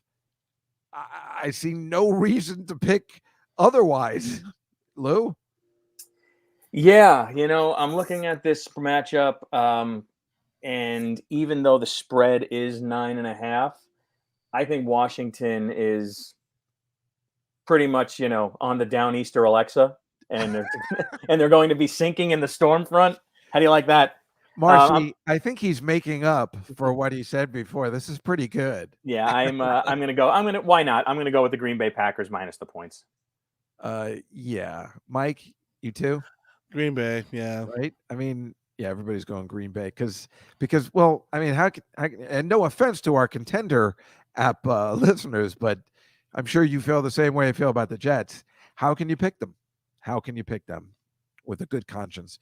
This is the shitbag game of the week. Oh, God. I mean, as you can see, the Dolphins somehow went from -2.5 to +2.5 this game before. I don't even know what game. They were on a bye week, so I don't know what changed. I guess after the Dolphins. Who did the Dolphins play last week that they got crushed? Jacksonville. They lost in my God. Yeah. In London. They lost in London. Oh, God. So this line changed. Anonymous beat you to it. Miami 2017. Nice. I already used that song, though. I said I saw the lights go down on Broadway. Isn't that song, Miami 2017 or whatever? It is. I'm trying. I am having trouble. Mike, why don't you go first this one? I'm gonna go with the Dolphins. I think they're gonna do something after last week. Really? Yeah. I mean, I know this is a really tough one because they're both so awful. Yeah. Even picking a winner, even if whoever wins, you don't want a rotten apple or a used orange. I don't know. Yeah. You know what? It's only football picks to me. So what I'm going to do is to go with the Atlanta Falcons because I think with Miami coming back from London, the jet lag, the embarrassment of that loss to the Jaguars. Yeah, they may have some fire in their belly, but I don't know. I'm thinking that the Atlanta Falcons pull this one out. You had to be a big shot. Yes, I did. I messed up the screen. Sorry. Oh, boy. What'd you do, Dave? That's all right. I have it memorized. Sorry, everybody, but it's all good. Wait, so, all right, I'm going to pick Falcons too. You're picking Falcons. Mike picks the Dolphins, and the chat room is picking Dolphins. I see not Dolphins and Dolphins, but I'll go with the Dolphins. Miami 2017. Okay. The Baltimore Ravens against the Bengals. This is a really tough one, too. I can't believe Baltimore beat the crap out of the Chargers. I mean, I was shocked. I had them +9, Lou, in a teaser. I thought for sure there's no way they're going to get humiliated. They got humiliated. And the Bengals just beat up on the Lions. Yeah. I don't know how you don't take the Ravens. I'm taking the Ravens minus the 6 plus, win by a touchdown. Lou? Oh, you know what? Every once in a while, I tend to go to extremes, and this is not going to be one of those cases. I'm going to take the Ravens minus 6. Mike? Well, we haven't seen a game like last week in the longest time, so I'm going to go with the Ravens as well. Everybody's going Billy Joel today. And Marcy says, since he can't bet against the home team is the Ravens. Might be their home team. I think she's from Cincinnati. Yeah, she's from Cincinnati. I'm trying to figure out can't bet. Oh, she's her home team. Yeah. Got it for you. She clarified. All right, I'll go with her Bengals, even though Aunt Judy says the Ravens. I will go with Marcy's pick. All right, look at this spread. And now this is probably the most interesting game of the week because there's a lot of crappy games this week. This is Stafford against Goff when they switch teams. And it's so funny, isn't it? Like Sam Darnold was doing really well on the Panthers for the first couple of games. And you're like, wow, I guess he is good. He was just on a crappy team. And now we know that Stafford he just needed a good coach and a good team. Yeah. And Stafford is as we expected him to be. 15.5 is a lot of points. But as we said last week, and we were all right about that, the Lions, after that horrible, heartbreaking loss 2 weeks ago, that did them in. I'm taking the 15.5. I normally wouldn't, but I think we had a big spread 2 weeks ago, and it held up. And normally you would say in the NFL, those big spreads don't hold up. There's no reason not to take the 15.5 with the Rams at home. Lou?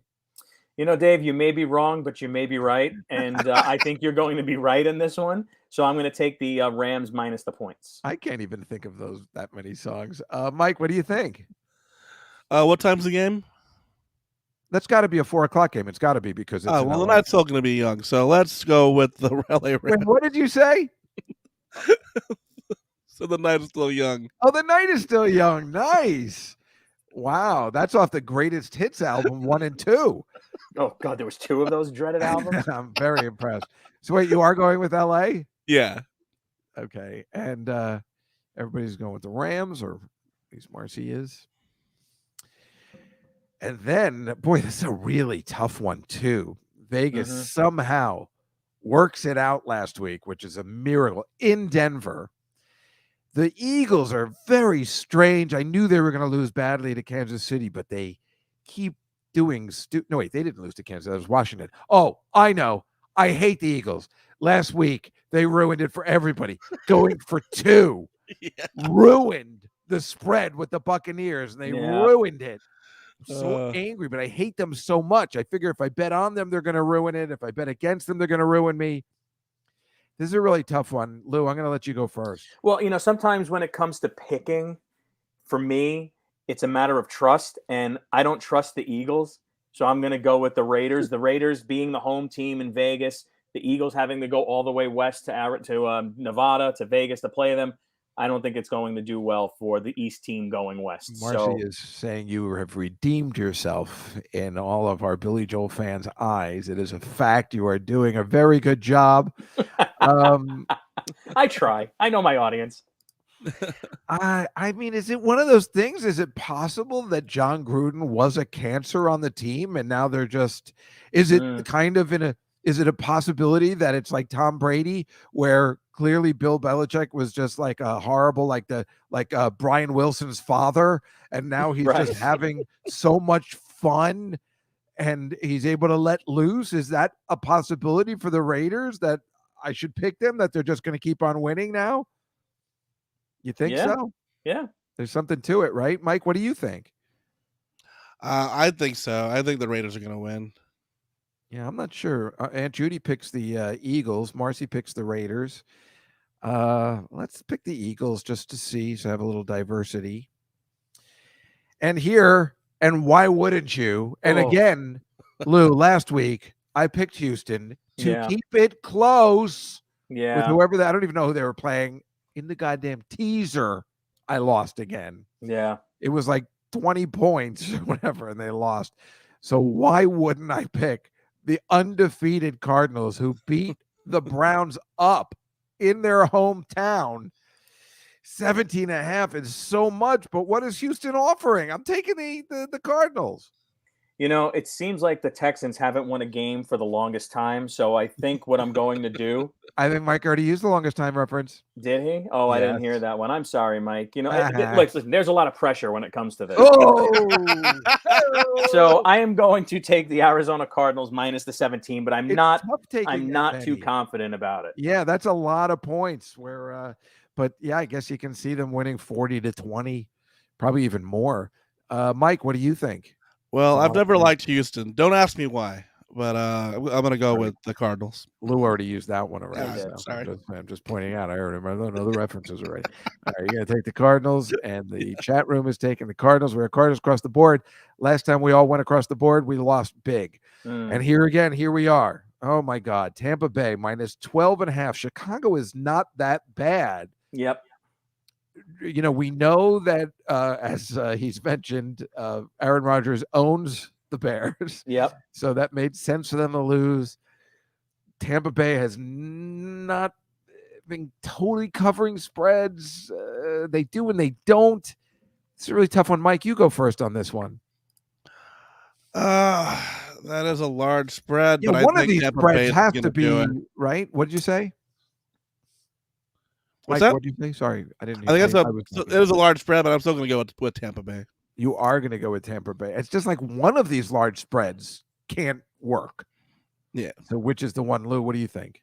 Well, you know, you have a battle of two quarterbacks. In Tom Brady, you have the old man, and with Justin Fields, you have the angry young man. So I think what's going to happen here is the angry young man with the 12.5 will keep this game close. I'm going Chicago. Tampa Bay cannot cover the spread. And I saw a stat the other day. Now, this was the night games, but I believe Tom Brady's teams on Thursday Night Football are 0-11 against the spread. I wish you had told me that last Thursday. Well, Thanks this isn't lot, pal. right. Well, this isn't a Thursday night game, and I think it's also in prime time. But still, Tom Brady does not care about the spread. All he cares about are wins. I don't think Tampa's defense is as good as it can be right now. And you know what? The Bears, they're one of those teams backdoor cover in this game coming. I could see it. I'm going to pick that too. This was the one I was going to take if you figure not all these teams can cover the spreads. Yeah, I had a feeling about this game too, but I just wasn't positive, and I hate betting against Brady. It looks like everybody else is picking Tampa Bay. Mm-hmm. And finally, another shitbag Sunday. I can't believe they didn't flex this out to, quite frankly, the Rams and Detroit, because that's the storyline, right? Yeah. So nobody wants to see San Francisco without Garoppolo, even though Indianapolis is playing a little better. They've burned me multiple times this season because I hate Carson Wentz, and I always think he's an injury away from just being a complete douchebag. This is a really, really tough one. A really tough one, because if Garoppolo was playing, I wouldn't even think twice about it. I really just don't know. Lou, I'm going to let you go first. I can't make up my mind. Oh, man. I'm thinking about this one as well. You know, God. You know, Jimmy Garoppolo hasn't been himself for a while. And Is he playing? I don't know if he's playing. Oh, I thought he wasn't playing. You know, but there's a chance he might be back. And, you know, it all depends on if, you know, we're able to start a fire under the young QB from the San Francisco 49ers. We didn't start the fire? We didn't start the fire, but maybe right. we can start the fire. I'm All still right. going the Colts. The Colts seem to be playing really well right now. They and are I think, playing well, but it's like I can't bet on Carson Wentz. He's a loser. I know. Well, Mike, you know. what do you think? I don't know. I'm going to go with San Francisco. I don't know why. I feel like the same. You know what? Oh, God, right. I keep betting against the Colts, and they keep burning me. I'm going to go with San Francisco, too. I wish it was just 3. The half a point's bothering me. You know what? I'm going to go with the Colts. And so it goes. Game time change. Oh, man, he's good. We have a split decision in the chat room. Which one do you think I should pick? Let's go with Aunt Judy's pick this time in Indianapolis. And now finally the Monday night game, which is weird. The Seahawks with the horrible Geno Smith that I just said at the intro, that he is the worst person ever. He'll always let you down, but he does cover spreads. And I don't know where New Orleans gets off being by that kind of spread to anyone. Yeah. So I don't know what I'm missing here. And I hate Geno Smith, and I'm sure I'm going to regret it, but I'm taking the points. The Seahawks at home, that he keeps it close and he'll still lose the game because he's an idiot. A genuine idiot. Parents are probably idiots too. Comes from upbringing. Lorraine, if you ever have a kid who acts that way, I'll disown you. Thank you. See, here's the way I'm looking at this. I thought like I was starting to, be a little fatigued at doing this. And then all of a sudden I, got my second win because, I'm only human. Oh. And I'm thinking that the New Orleans Saints are going to win this game. I know the Seahawks at home with the 5.5, but I think the Saints really, again, another example of a team that hasn't really hit its stride, but can put a lot of points up when they're right. I don't think the Seahawks this isn't the Legion of Boom that we're dealing with anymore. Okay, this defense gets ripped apart a lot, and I think the 12s may be in full effect in Seattle, and that fan base is fantastic and they're wonderful. But I think the Saints win this game, going away. Really? Yep. But by 5, and you think they'll win by like? I think they'll win by at least a touchdown. Interesting, Mike. How do you feel about it? Yeah, I think the Saints are going to win. They're going to cover that spread. It's going to be a bloodbath. It'll be a real scene from an Italian restaurant. Now I feel like changing my pick. I hate betting on Geno Smith, but I won't. What is the audience is all choosing the Saints? So there are picks. Sorry about the top part. And that's why you have to keep on keeping the faith with the Saints. Nice. Very. I can't believe I managed to do that. I can't believe I managed to do that either. Every pick I had a Billy Joel reference, who I can't stand. I know you can't. Here's a funny Dave moment. So Dave comes down to visit Victoria and myself down in Long Branch, and we're driving back from dinner, and we're driving down Ocean Boulevard, and I look and I say, "Dave, you see that right there?" And he's like, "Yeah." And I said, "That used to be Billy Joel's home, and it's in the shape of a piano." And he wanted me to stop and take pictures at like the gates of it was like as if it was Graceland. But you were lying. No, that's really his home. Why would he have a home in New Jersey? That's a Springsteen Bon Jovi thing. Oh God, hold on. Now I'm. Well, it's not necessary to. No, I know. Billy Joel Piano House. If you look it up, they're literally walking through where I live in this video. Well, I wonder why he would have a place in New Jersey. It just doesn't fit the profile, but makes me happy. I've definitely seen the Piano House. Yeah. All right, Lou, I'm going to share my screen once again, and I'm going to show you a couple of slides I had picked out today. Wonderful. So I assume you can see this, or not yet, but Mike will set it up. Right? Mm-hmm. Just a couple of things today. Okay. These are astronauts in a training mission in Israel. Right? Oh, I thought it was Ishtar too. See? It looks like they're on Mars. I guess they're preparing for Mars, but I keep thinking it's because they're in Israel, instead of running, it looks like a 2001 Space Odyssey, and instead of running into the monolith, they're going to run into Moses. Right. That's the movie. And here's William Shatner, who went to space last week, which was very exciting for everybody. But the weird part is, this is what I thought they were doing I thought this was William Shatner. It turns out this is Dmitry Muratov, who won the Nobel Peace Prize last week. Hey, congratulations. I thought it was William Shatner after he got back to Earth. After he got back, he had a long beard. Yeah, they're showering him with champagne. So the space I thought that's what it was. And again, if you're on the Contender app, I'm trying to describe all these pictures. This is a stupid one. This is a cafe in Thailand that decided to keep serving after they were flooded. That happened to Victoria. We went to Ireland right around a couple of years ago, around Christmas, New Year's, and we stopped off in Athlone, a city, a place in Ireland, a town in Ireland, and we go to the bar, and a storm's coming. So we go back to our, the Airbnb that we were staying at, and they start showing clips of like people at the news. The water was coming in to the bar, and guys are still sitting at the bar drinking their pints. So that looks very familiar. The last place this is where you catch horrible diseases. They're all wearing shorts. I would be wearing a diving suit, maybe. This is where the water is the most diseased, right? When it's up there like that, when it starts to recede, right? Sure. Ugh. So here, but ironically, this is also in Thailand. Do you know what this is? What is that? Is it It's an sushi? aerial shot. You're close. It's an aerial shot. These are two people walking around. It's like 1,000 soy sauce containers that at a pickle factory in Thailand. Wow, that's interesting. I was nervous the storm was going to, threaten our soy sauce consumption, and of course, please, that would be terrible. All right, so last week I was talking about Hooters Airline. Oh Lord. Which of course closed because, well, for obvious reasons, right?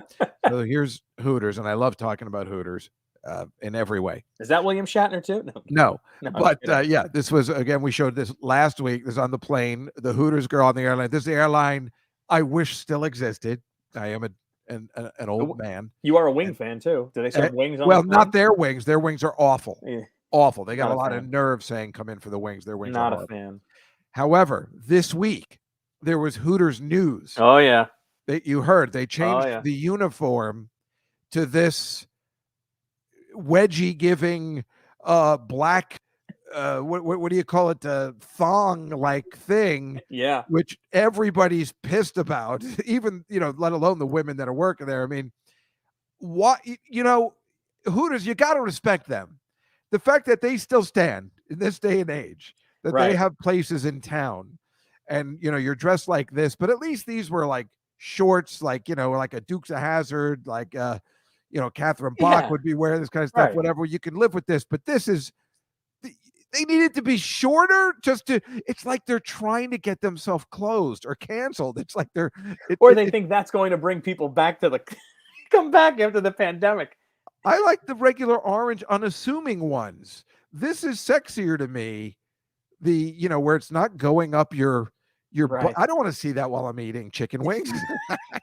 No. And I used to go to strip clubs to eat chicken wings. It was awful because they had 10-cent wings on those days on Monday nights. So anyway, that's down the shore at Heartbreakers. You know that place? No. Right on 35 and 36, the intersection there. Nope. And speaking of nakedness, this is a guy who's a photographer that's doing a dead sea nude photography to bring what do you call it? Tourism? No, Awareness? well, but to bring that the Dead Sea is receding and there's a problem, to bring Awareness. information to the people by doing these nude people dressed up. But if you can look at the pictures here, these are not the proper people you want nude. If you want to bring attention to the Dead Sea problem, please. I mean, it's so obvious. Get Victoria's Secrets to get you some people, and that will bring attention to the problem with the Dead Sea. I know it sounds horrible, but they're not called angels now; they're called activists. So, but it seems like the most obvious thing. Here's a haunted house in New York City. Isn't this the most fun time of the year? That's cool. I know, that looks amazing. It's just a bunch of glow-in-the-dark skeletons all over the streets. I'm going to describe it for you. Here's the Red Sox after they beat the Rays. Doesn't that look like a fun time if you like the Red Sox? And yeah, I forgot what that feeling's like. Yeah, exactly. Me too. And this, this is a boxing match. Yeah. Tyson Fury knocking out, what's his, how do you pronounce Deontay Wilder, the bronze bomber, to be Deontay And apparently, Wilder. Lou, this was like, they're calling this one of the greatest fights in heavyweight. They've had an epic trilogy. They've had really good fights. And the worst part is, I don't follow boxing that much. The last one I watched was the Conor McGregor against the first fight with who was it? Floyd Mayweather? Yeah. So I watched that one, and I used to watch it when Mike Tyson was around or whatever. Those were the fun fights. And when I listen to the sports station, they keep saying Tyson. I'm like, wait, Mike Tyson's boxing, and I didn't know there was another guy named Tyson. So I'm so lost. But yeah, that's supposed to be one of the greatest fights. Oh God! Here's a picture of Lou. Yeah, with that's me. Legend Tony Hawk. Oh yeah. And I just put this one out because I also have a picture with Tony Hawk. This guy makes the rounds. Tony Hawk Hawk's came down the to the best. Comedy Cellar one night. Oh, he's the best. Oh my God, I think he really is the best. He is. Lou, Tony Hawk is the best. Yeah. Oh, my Aunt Judy says he always had a home in New Jersey, wasn't it, in Long Branch? Yeah. Yes, How does Aunt Judy know? Because she's plugged in. How did she get plugged in?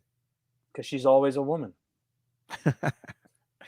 Lou, can you tell me a couple more things before we leave? Can you tell me what happened to Ed Oregon? I think isn't that Oregon? Orgeron, the head coach of LSU. Yeah, LSU. I don't understand. He won the championship 2 years ago, and now he's like leaving. I haven't heard confirmed stories about this, but there was an athletic report, I believe. My boss and I were talking about this today, about him hitting on a woman but she was also pregnant, and it was somebody who like worked at LSU in a high-powered position, and just the culture from every article headline that I've seen. Right. Every article headline that I saw, like the culture was just fractured. So it was just time for him to move on. So he's leaving. And can you imagine you win a Urban Meyer will take the job. Urban Meyer will say, that's it, I'm done with Jacksonville. And we'll go from another weird guy with women dancing on him to why would that be any better? But I know. Meanwhile, James Flippin, who runs the Contender app with the K, says when we asked him why Billy Joel has a place, he wrote, because the Jersey Shore is amazing. I know you guys know each other, so it's very true. Yes, of course. Also, we used to do the Dan Patrick Show together. We had a lot of fun. Oh, is that right? Oh, yeah. We used to fill in as Danettes whenever Paulie and the boys would go on vacation, or if Dan was on vacation, the entire crew most of the time was on vacation. So James and I would be Paulie and Fritzy, and he'd be Seaton and McLovin. It was great. We used to have so much fun. That Dan Patrick Show, didn't that used to be where Artie used to do his show? Artie yeah, Lang, same right? studio. Yep. Right on Barrack Street, 185 studio. Barrack Street, something like that. Yeah, it was a great studio. Yeah, really, it was a fun man studio. Cave studio with basketball. You could ping pong and pool and all the football helmets and all that. It was great. All the memorabilia. Yeah. Yeah, it's too bad they get rid of that studio. It was a great studio. They did because Dan moved to Connecticut. It was probably not, and he stopped doing. The reason that studio existed was they did Fantasy Zone, Artie's show, Rich Eisen's show when he was on the New East Coast, Dan's show when he was on the East Coast, and then when Dan stopped doing NBC sports, football at night on Sundays, he would, instead of going all the way back, he would just do the show on Monday, or maybe he would do a week here or a couple of days there. And then they just got rid of the show, and Dan built that amazing studio up in Connecticut. So there was no reason. It's too bad, because they were getting what their money's worth from that. That was always such a fun job and fun role and fun studio to be in. When Artie had the show, it's just so tough doing a TV sports show that's on TV at a certain point at night, because if you're, even when we used to do the Pharrell show, we were on satellite radio, and thankfully Pharrell was as entertaining as anybody, or one of the better entertainers, I should say. Saying that he's as entertaining as anybody, that doesn't give him much credit, but he was a great entertainer. And we would be able to drop in on games, meaning we had all the broadcasts from Sirius and XM, so we would put them on and we would talk over them. And listen in. That sounds like fun. But Lou, I'm sorry, we got to go. Thank you so much. So we're saying goodnight, Saigon, right? Is that what we're doing? What? We're saying goodnight, Saigon? Very well done. Excellent way to put it. Lou Pellagrino, everybody. Thank you so much for making the picks. Lou, I will talk to you later. Thank you. You got it. Take it easy, everybody. Bye-bye. Picks. I got to say, he redeemed himself with the Billy Joel stuff. Yes, I'm sorry. I didn't mean to cut everybody off, but we do have certain time constraints. And he really did redeem himself with the Billy Joel stuff. You got to say, for somebody who hates so much, and Anonymous says, say goodbye to Hollywood. He certainly knew a lot of Billy Joel songs. Next week, we have comedian Wendy Liebman. She really is one of my favorite comedians of all time. If you don't know her, I want you to get to know her.